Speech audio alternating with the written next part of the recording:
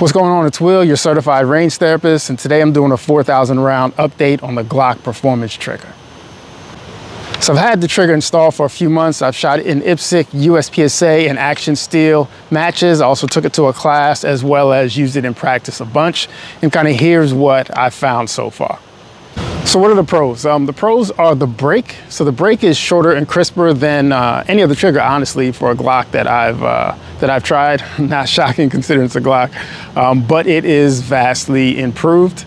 Also, it's an actual Glock part, so it's not like it's something that's coming from XYZ external manufacturer that might affect reliability. You already know what you're gonna get with a Glock part, and you're gonna get reliability with that. So the break is much better. Also, the trigger itself is going to reset. So I don't know if you see that. The trigger itself is gonna move back forward. On a normal Glock trigger, if you were to dry fire it, once you break the trigger would stay pinned to the back. So for dry fire, this is really good because you can get a bunch of trigger presses without having to rack your slide every time you use the firearm.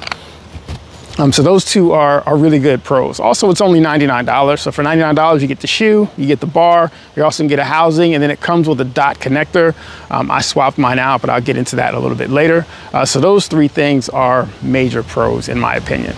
All right, so what are the cons? The one con that I found, and not only myself, but I know there's a number of other people that are having the same problem, is that if your trigger finger is not placed perfectly, when you go to press the trigger, the dingus, the trigger safety will get bound up and then you won't be able to press the trigger. So that happened to me in practice, it happened to me in matches, it happened to me in dry fire. It happened enough that I actually changed it, and I'll go into that or what I did to fix it. But that was a huge issue, and it's not only happening for me, but it was for other people as well. So that's something that Glock needs to address and maybe shave a little bit off of the back of the trigger safety. I'm not saying for you to do that, but for them to do it so it comes that way. The only other con that I can think of is that they're really hard to find. I think right now they're starting to come into stock, but I was fortunate to get one of the first runs, and then they pretty much were out of stock for a long time. But those are the only two cons that I can really think of. Now setup, the way the trigger comes, it comes with the dot connector. So if you're not familiar with Glock connectors, my paper just fell. If you're not familiar with Glock connectors, most Glocks come with the standard connector, which is a 5.5 pound connector. You'll get a trigger break that's around 5.5 pounds.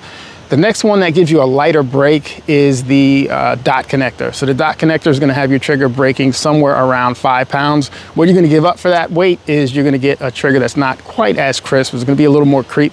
The next one down is the minus connector. Some people also call it the 3.5, but it's not gonna give you a 3.5 pound break. It's actually gonna have your trigger breaking somewhere around 4.5. So depending on which one of those you pick, you'll get a little more creep in exchange for the lighter trigger pull.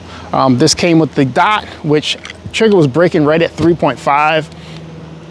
At the time, I didn't quite want that, so what I did is I put the plus connector in it, which will make your trigger pull, I think at that point it was somewhere around 5 pounds, if I can remember. It's been a minute. But after a while, I didn't like that too much, and I went back to standard, the 5.5 pound connector. So in my gun, with the way it's broken in now, it's actually breaking again at 3.5, which is fine. I've gotten used to that. I've had 3 pound triggers for a minute when I was deep into competition. So for me, that's fine. Breaks just the way that I want it to. If you need or want something heavier, then I definitely recommend getting the plus connector. The plus connector will get you back up there around 5 pounds-ish, depending on your gun, because there's gonna be some slight variances depending on if your gun is polished, how much it's broken in, so forth and so on. Those of you that are pretty astute, you might notice that I have a Apex trigger shoe on the gun. So the Apex trigger shoe was my solution to the binding issue.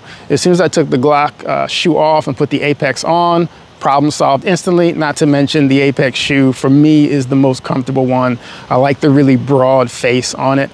I know Johnny Glock does a version where his break is extremely crisp, but I don't like that narrow shoe, and that's nothing wrong with it, it's just personal preference. So that's how I have mine set up currently. If you have any questions, let me know.